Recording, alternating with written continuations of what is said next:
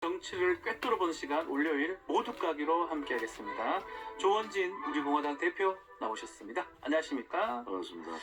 자, 우리 대표님 먼저 이 질문부터 드리겠습니다. 오세훈 서울시장이 취임을 하면서 낭비 없이 시정 운영에 솔선하겠다, 공간 안 쓴다 이렇게 얘기를 했는데 다시 들어간다고 해요. 또 리모델링도 지금 했던 것 같고 그 서울 시민들한테 예, 거짓말한 거이 되잖아요. 네.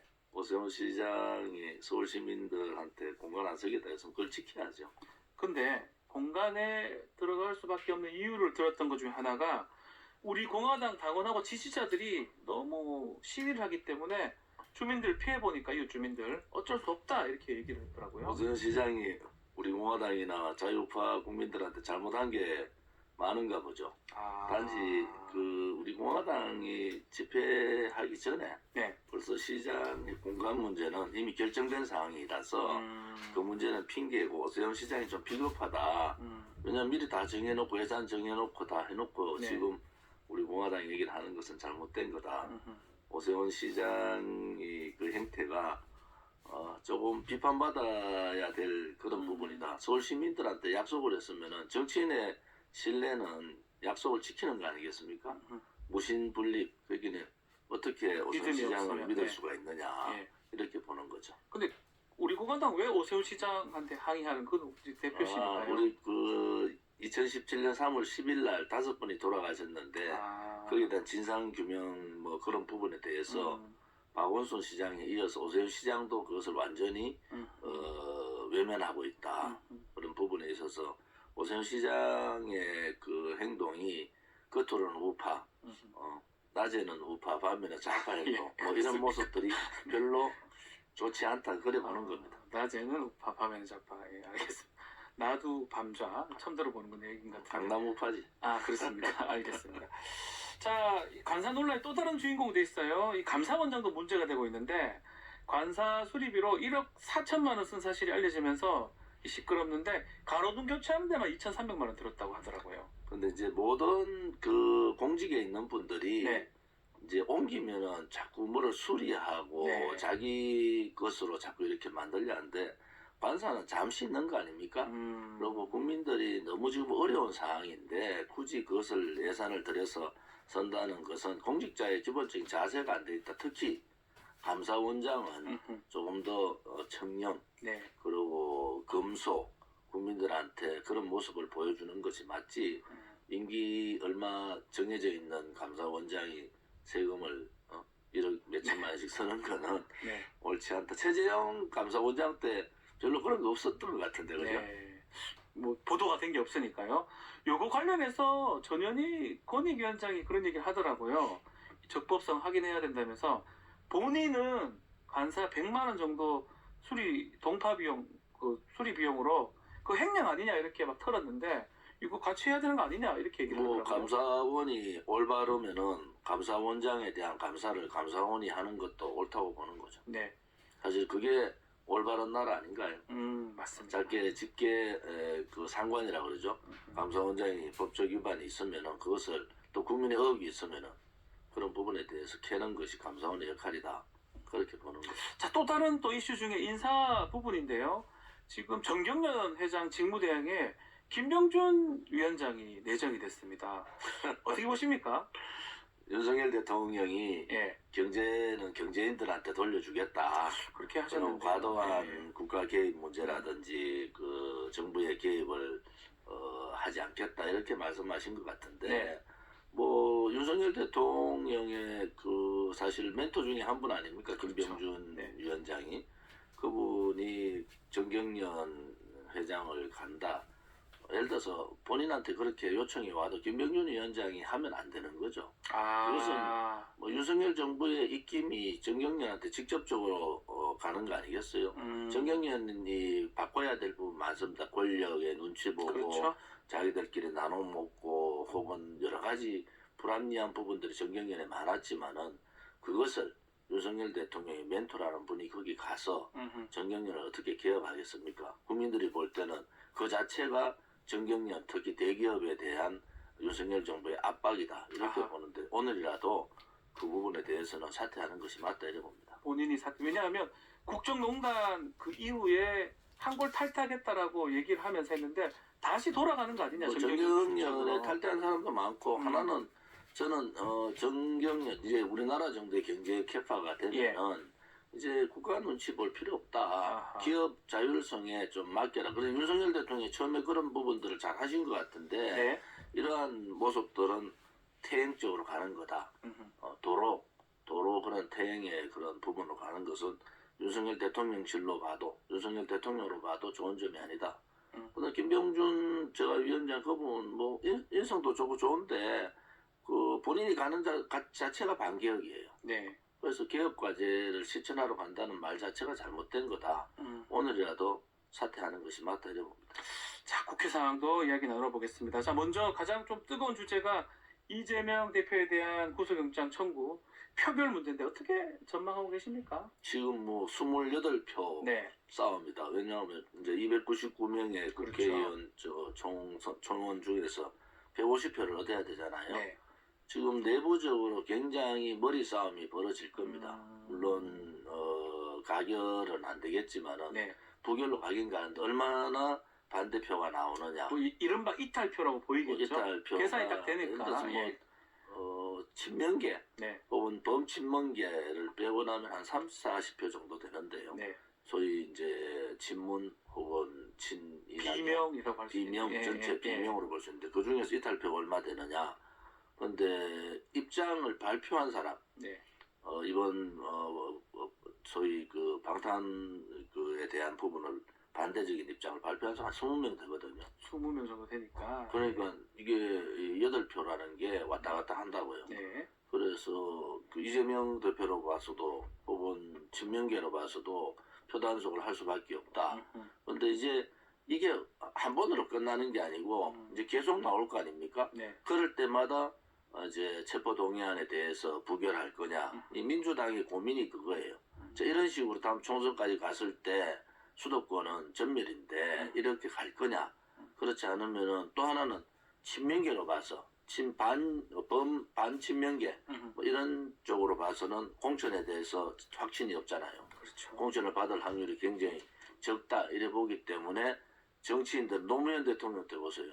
현직 대통령인데도 완전히 반대로 가죠. 탄핵에 들어가지 않습니까? 땅해라 그러고. 예. 뭐 그런 상황들이 오기 때문에 저는 그 부분에 대해서 확신을 못 하겠어요. 사실은 굉장히 이탈표가 갑자기 이게 위기감 이게 이제 그 방탄 국회에 대한 방탄 이재명의 대표에 대한 위기감이 느껴지면은 아마 반친명계 쪽에서 행동을 할 거다. 근데 현재 한 번 더 두고 보자. 네. 라는 경우가 많을 것 같아요. 근데 이번엔 넘어갈 것이다. 이번에는 넘어가는데 이제 또 다른 사건에 또 들어오면은 네. 이게 이제 계속적으로 사법 리스크가 총선에 영향을 미치는데 그것은 실질적으로 충청 수도권에 엄청난 영향이 있다. 여기에 대한 그 고민들을 지금 하고 있는 시점이다 이래 보는 거죠. 또 한편으로는 또 법무부 장관이 또 연설을 하지 않습니까? 체포 동의안 할 때.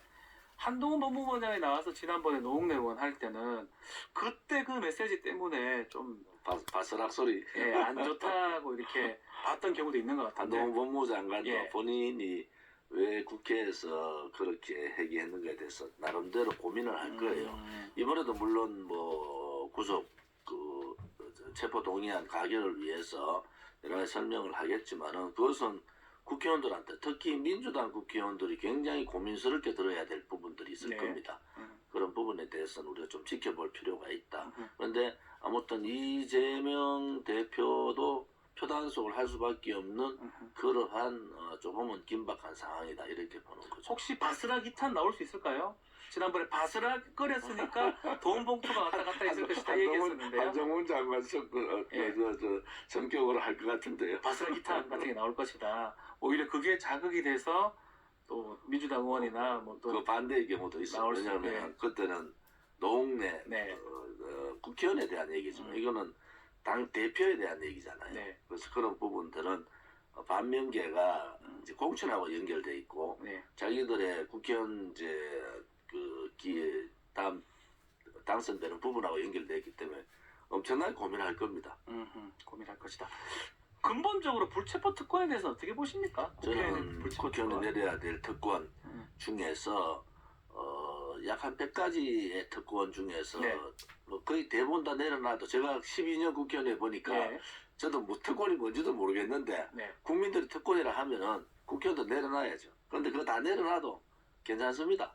그 내려놓되 정책 기능을 강화하면 되거든요. 네.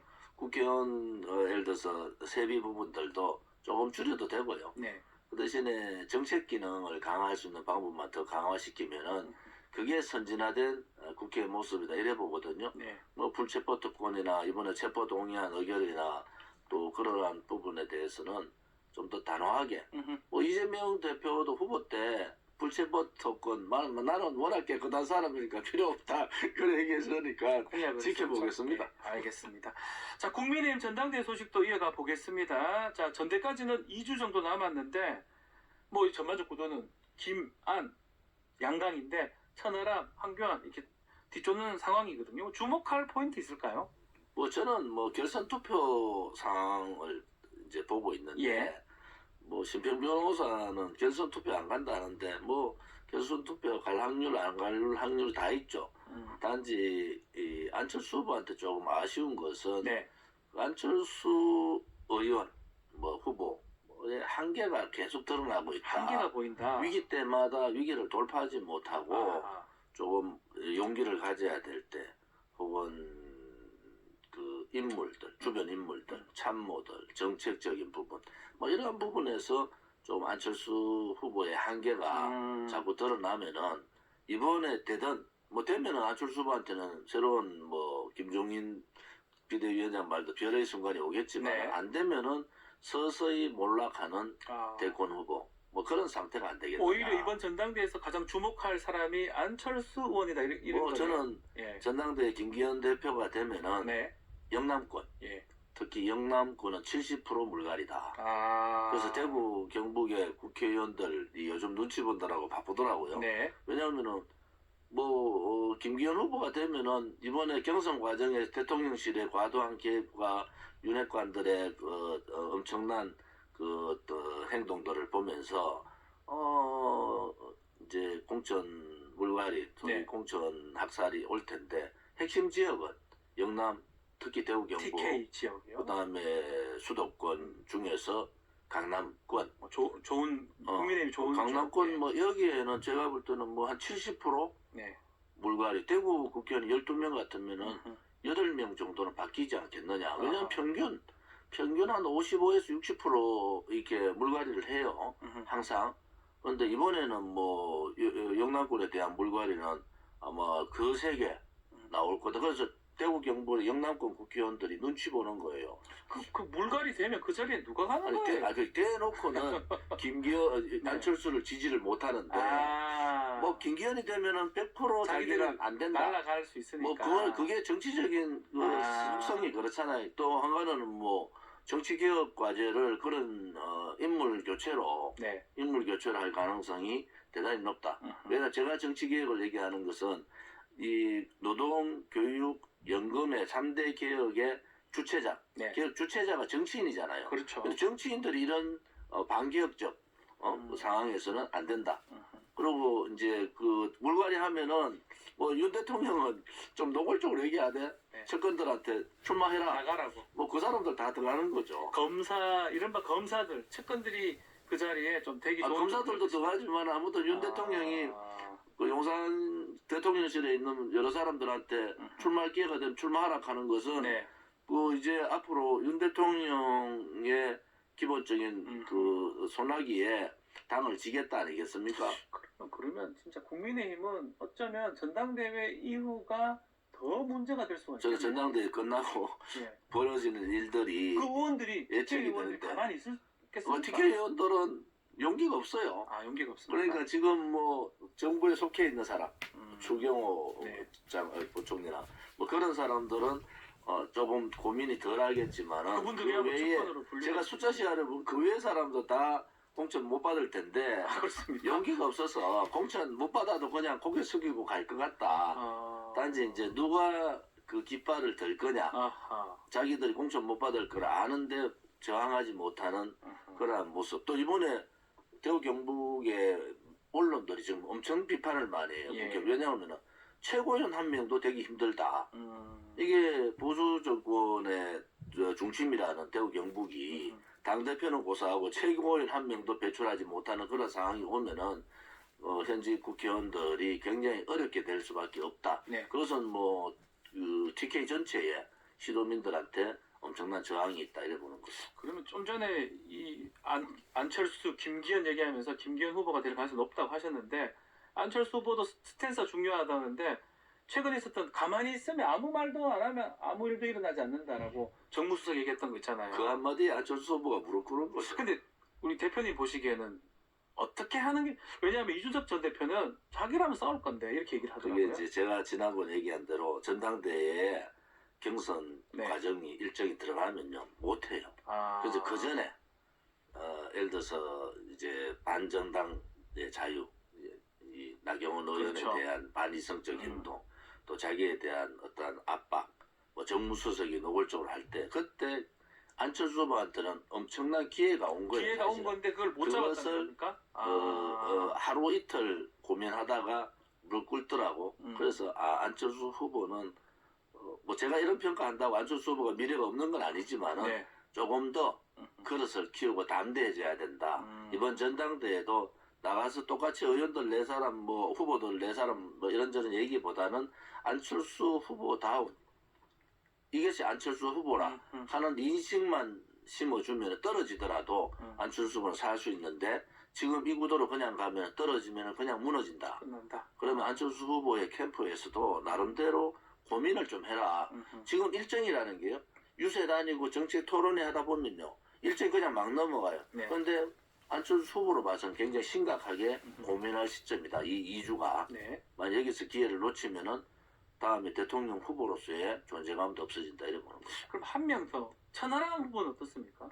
뭐 그냥 나름대로 선전할 겁니다. 선전할. 혹시 2차 투표 가서 김기현 대 천하람 될 가능성은 그런 게 없습니다. 없습니까? 아예 없습니까? 아니 한 가지 방법은 예. 안철수 후보가 사퇴하면 되죠. 그런데 안철수 후보가 사퇴할 수도 없고 진퇴양난이라는 게 사퇴도 못하고 자기 목소리도 못 내고 대통령 싫어하고 싸울 수도 없고 예. 윤핵관들만 계속 얘기하는 핵심은 윤핵관들은 거기에 있는 참모들에 불과하잖아요. 그렇죠. 그러면 대통령 정무수석이 자기한테 굉장히 할 수 없는 얘기를 했는데 네. 이틀 고민하다가 접더라고요. 그래서 그것이 안철수 후보의 한계다 이래 보는 거죠.